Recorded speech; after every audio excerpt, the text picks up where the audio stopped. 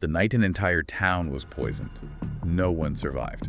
Just saying that out loud, it sends chills down your spine, doesn't it? It does. It really does. It conjures up such a stark image, so terrifying.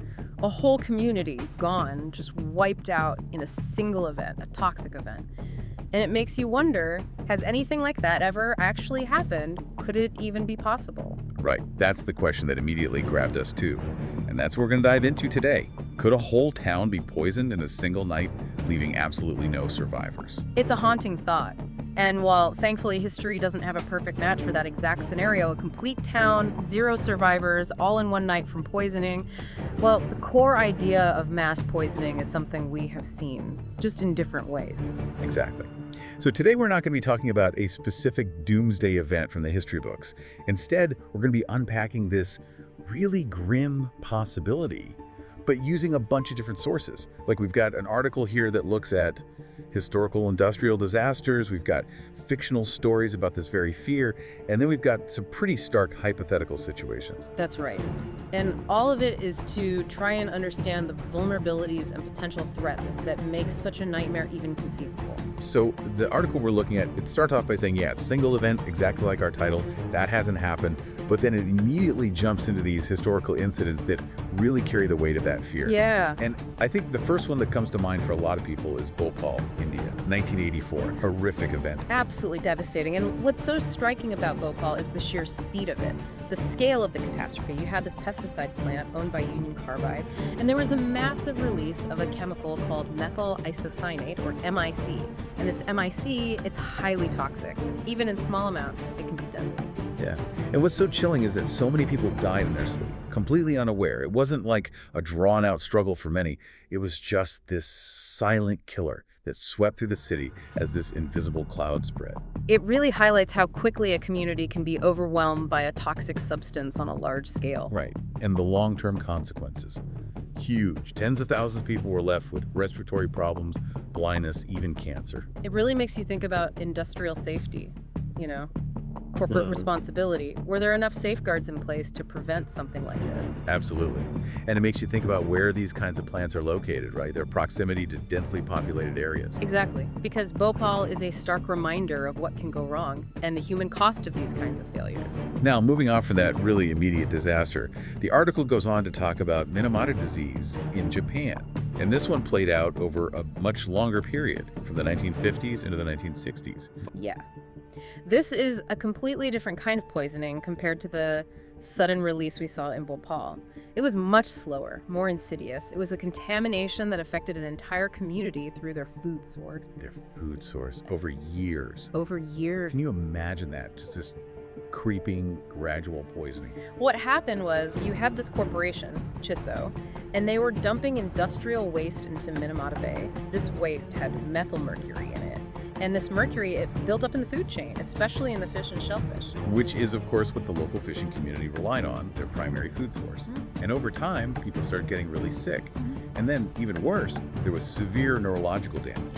It wasn't one night of horror, but it was the poisoning of a community's way of life, their health, their future. It really highlights the long-lasting effects of environmental pollution impacting generations. And it raises questions about corporate accountability. Who's responsible for this damage? Absolutely.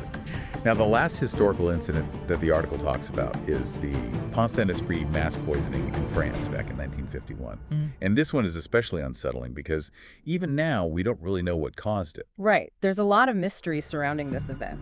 The main theory is that it was contaminated bread, maybe with a fungus called ergot that can produce toxins, or possibly even mercury. Hundreds of people got sick. There were hallucinations, convulsions. Some reports even said people thought they were turning into animals. I mean, that's just wild. It's a reminder of how vulnerable our food supply can be, whether through accidental contamination or even deliberate tampering. The article even mentions, though it was never proven, that some people thought it might have been a deliberate poisoning or even some sort of experiment. That uncertainty just adds to the creepiness of the whole thing. It really does. It was this sudden outbreak of strange and frightening symptoms. And to this day, we're still not entirely sure what caused it. Okay, so we've seen that even though history doesn't have that perfect match for our title, there have been these chilling examples of mass poisoning that show how vulnerable communities can be. Now, the article shifts gears a bit and starts talking about how fiction has explored this deep-seated fear of mass poisoning. It's really interesting because, in a way, these fictional stories are almost like thought experiments. It's a way to explore our anxieties about these kinds of events. It's like a safe space to consider these terrifying possibilities. And, one example that the article brings up is Stephen King's The Mist. Now, the main threat in that story isn't a traditional poison, right? It's these horrifying creatures that emerge from the fog. Right. But what's interesting is, even in this supernatural horror scenario, there are elements of toxic fumes and chemical contamination. It's almost as if even when we imagine these fantastical threats, there's still this underlying fear of poison, of these invisible substances that can harm us. It suggests that the fear of contamination, of being poisoned, it's really ingrained in us, even in our stories. Absolutely. And then there's the happening. This one really gets under your skin because it's not a deliberate poisoning, but it's this mysterious natural phenomenon that triggers mass suicides. Right. And what's fascinating about this one is that it's the environment itself that becomes toxic, at least in a way. The film suggests that there are these environmental factors that have these neurotoxic effects, meaning they affect the brain, and that leads to people losing control and harming themselves. And it's sudden. One minute everything is normal, and the next it's like the world itself is turned against us. It really makes you question our relationship with the environment, and whether there could be these unforeseen catastrophic events that we just can't predict. It's a really unsettling thought. Now, the article also mentions Edgar Allan Poe's short story, The Cask of Amontillado. And this isn't a mass poisoning at all, but it is a story about revenge. And it's about using, I guess you could say, a toxic method to achieve that revenge. It's about this really dark, personal act. It's not about widespread poisoning with a chemical agent, but it shows that there's this potential within humans to inflict harm, even on a small scale, in a really insidious way. It's the poisoning of trust, leading to a very deliberate and fatal outcome. And it makes you think, even though it's just a story, it makes you think about the darker aspects of human nature and our capacity for causing harm, whether to an individual or a whole community. Okay, so we've talked about historical events, fictional stories.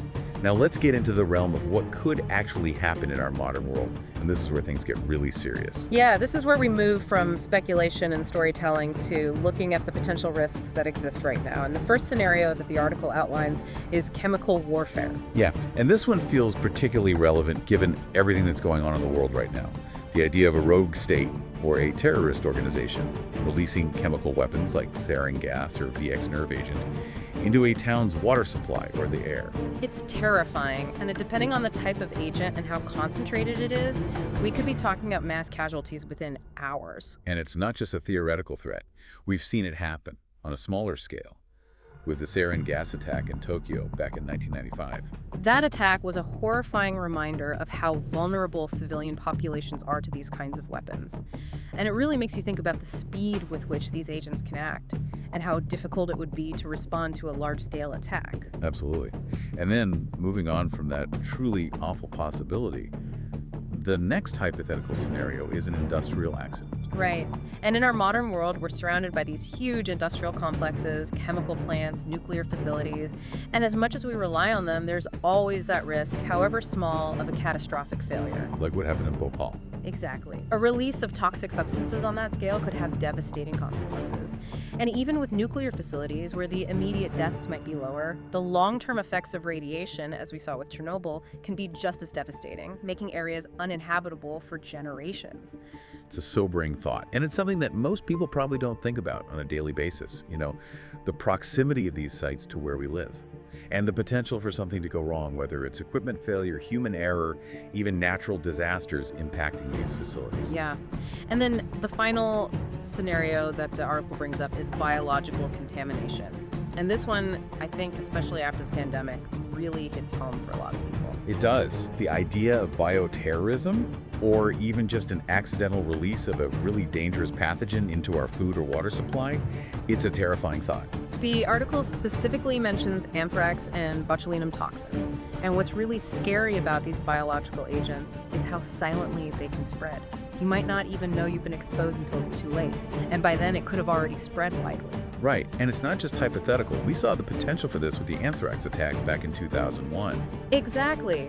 And while those attacks were thankfully limited in scale, They showed how easily these agents can be used to cause fear and disruption. And a larger scale attack, if it went undetected for a while, could be devastating. So I think what we've seen in this deep dive is that even though our title, "The Night an Entire Town Was Poisoned, No One Survived," doesn't perfectly describe a single historical event, the possibility of it or something like it is definitely out there. We've seen how mass poisonings have happened in different ways throughout history. We've explored how our fears about this are reflected in fiction.